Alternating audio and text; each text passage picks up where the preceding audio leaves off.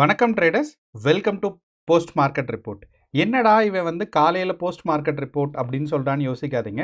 இன்றைக்கி market leave அப்படிங்கிறனால நான் கொஞ்சம் ரிலாக்ஸ்டாக சரி நேற்றே வந்து இன்ஃபர்மேஷன் கொடுக்க வேண்டாம் தான் இன்றைக்கி காலையில் நான் போஸ்ட் மார்க்கெட் ரெக்கார்ட் பண்ணுறேன்.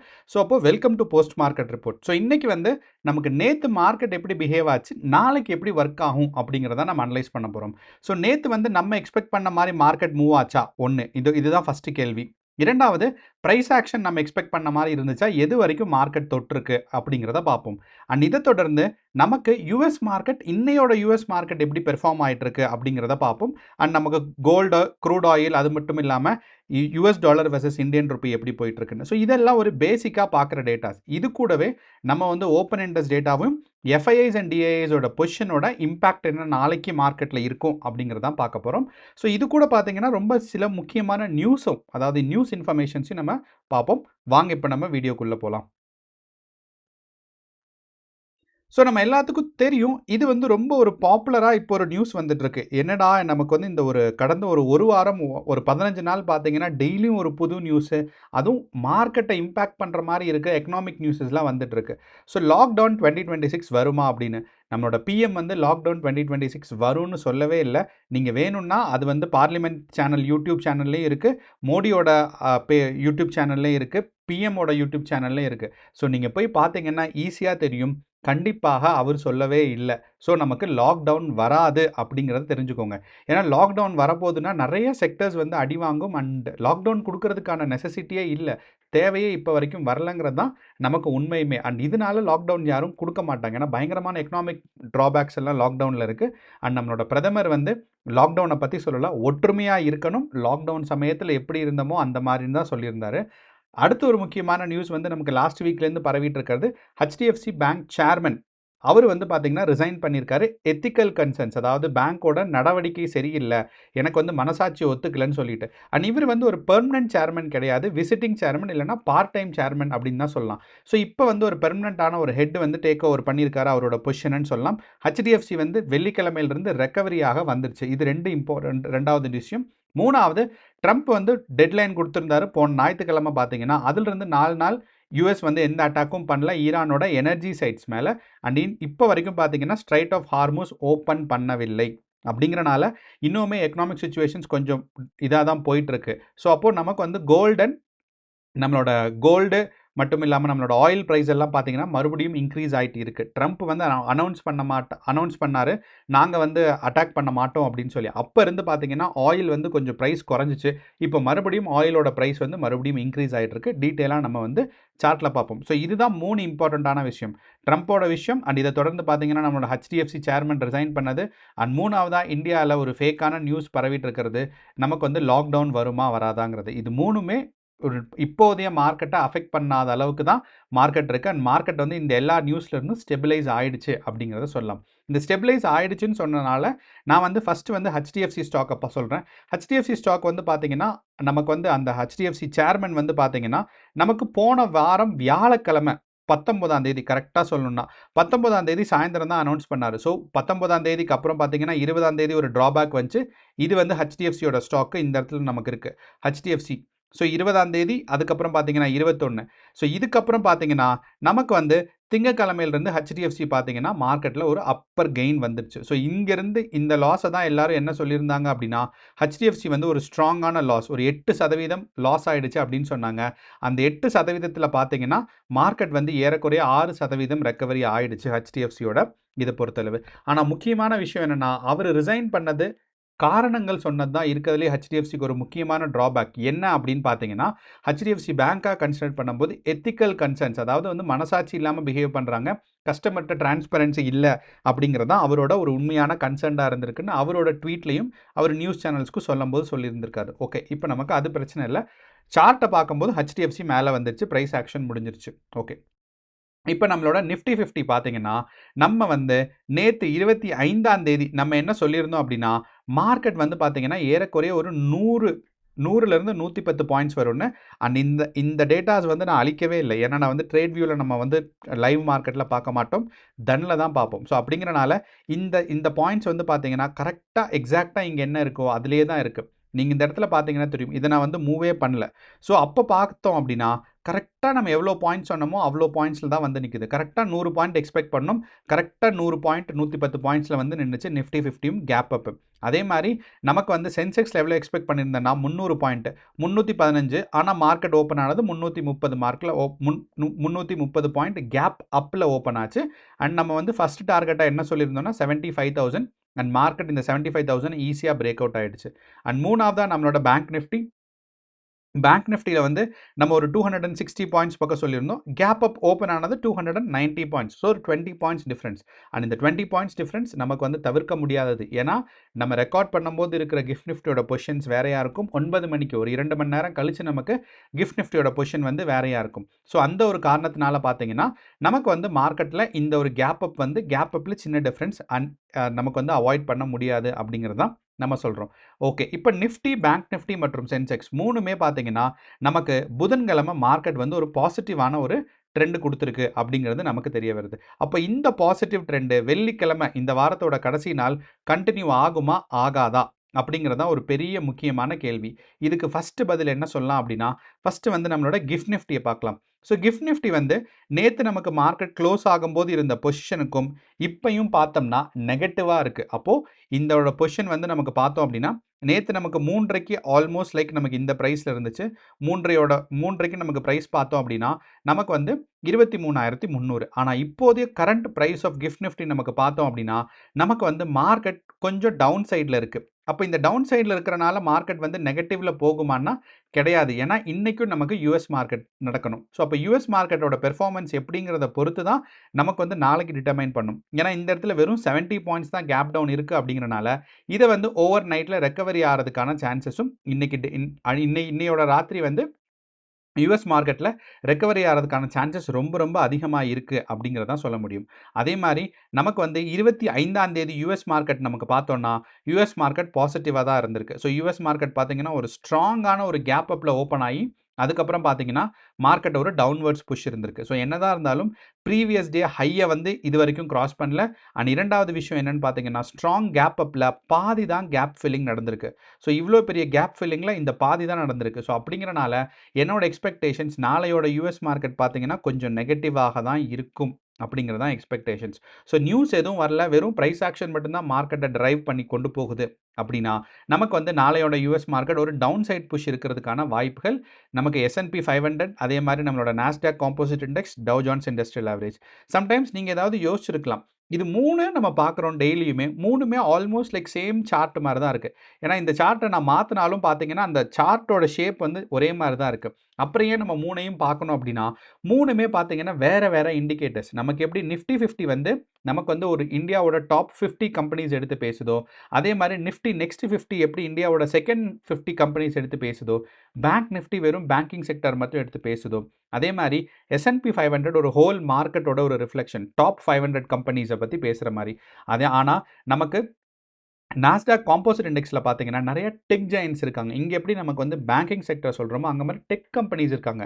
நமக்கு கூகுளாக இருக்கட்டும், ஆப்பிளாக இருக்கட்டும், அதே மாதிரி டெஸ்லாவாக இருக்கட்டும், நம்ம ட்விட்டர்.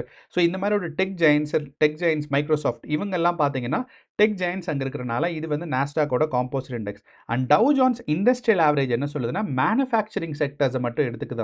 அவங்க வந்து கூகுள்லாம் எடுத்துக்க மாட்டாங்க.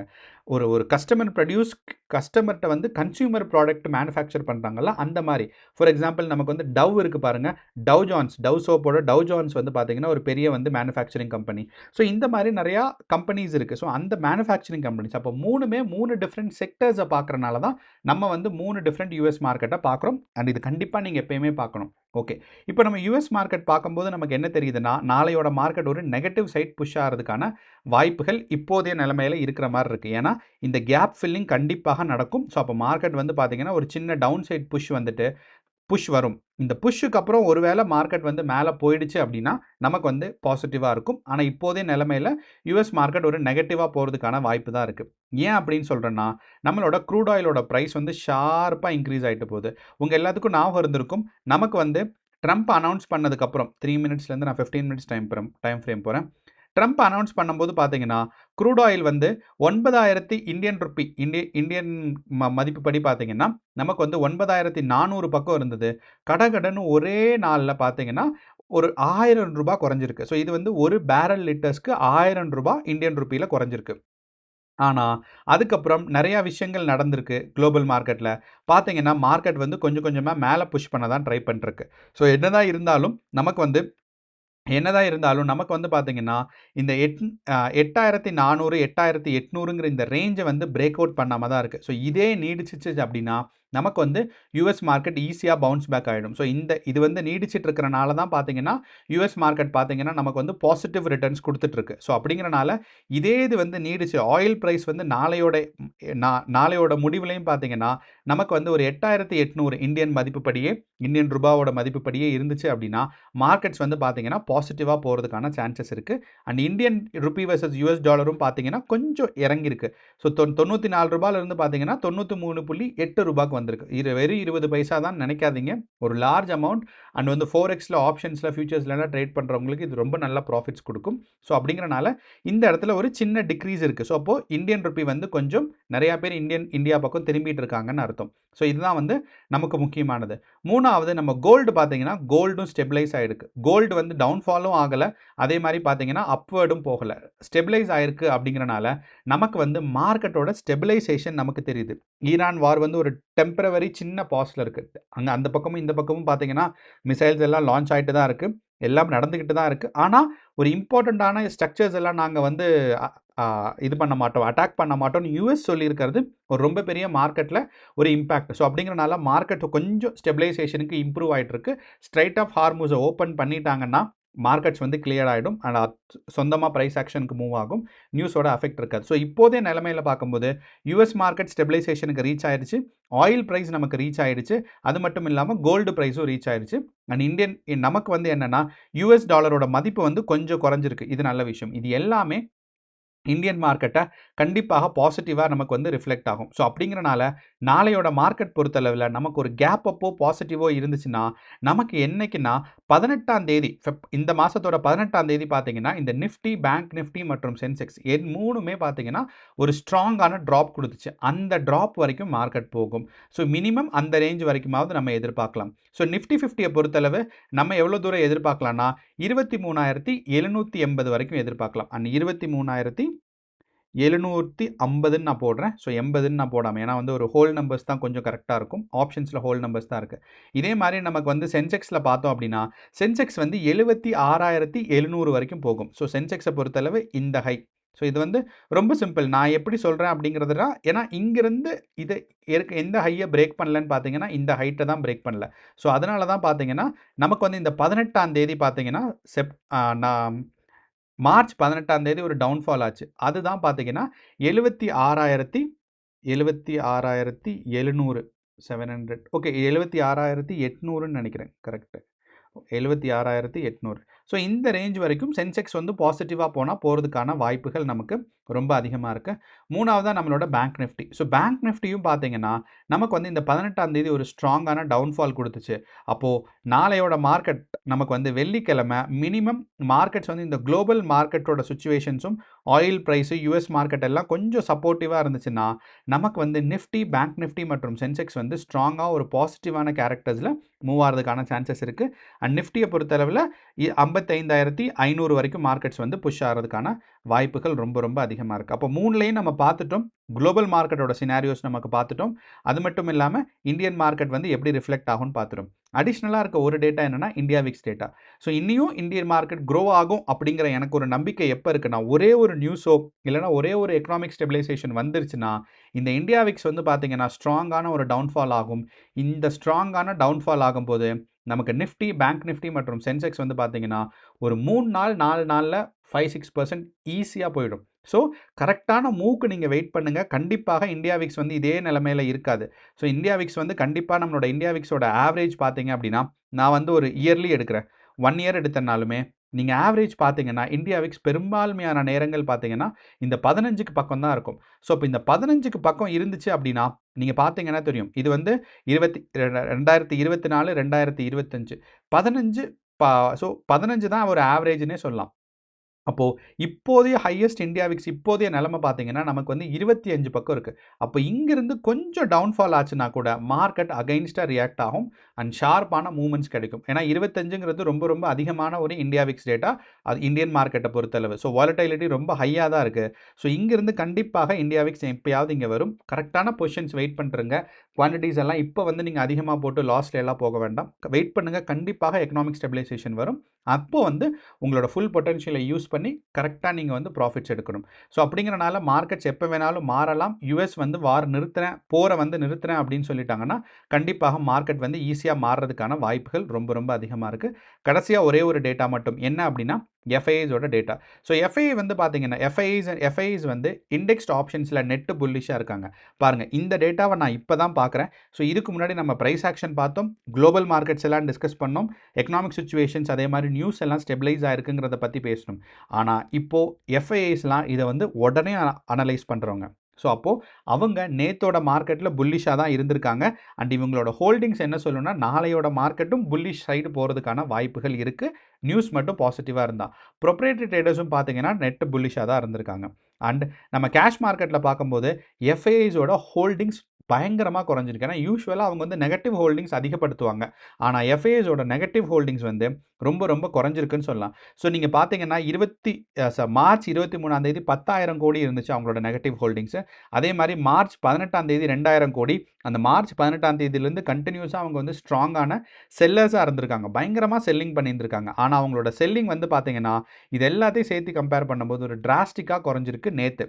அப்படிங்கிறனால வெள்ளிக்கிழமை மார்க்கெட்ஸ் பாசிட்டிவாக போகிறதுக்கான நிறைய வாய்ப்புகள் இருக்குது. ஸோ வெள்ளிக்கிழமை நம்ம ப்ரீ மார்க்கெட் ரிப்போர்ட்டில் இன்னும் கொஞ்சம் டீட்டெயிலாக பார்ப்போம். ஸோ கேர்ஃபுல்லாக ட்ரேட் பண்ணுங்கள், ஸ்ட்ராட்டஜிஸ்லாம் கரெக்டாக பில்ட் பண்ணுங்கள், பொறுமையாக இருங்க. எக்கனாமிக் சிச்சுவேஷனும் அதே மாதிரி இந்தியா விக்ஸ் டேட்டாவும் குறைஞ்சதுக்கப்புறம் நீங்கள் வந்து உங்களோட ஃபுல் கேபிட்டல் யூஸ் பண்ணுங்கள். இப்போ வந்து உங்களோட லாட் சைஸையும் அதே மாதிரி ஸ்டாப் லாஸையும் ரொம்ப ரொம்ப பக்கத்தில் வச்சுக்கோங்க. ரொம்ப அதிகமாக யூஸ் பண்ண வேண்டாம். ஸோ கேர்ஃபுல்லாக ட்ரேட் பண்ணுங்கள். All the best. நன்றி, வணக்கம்.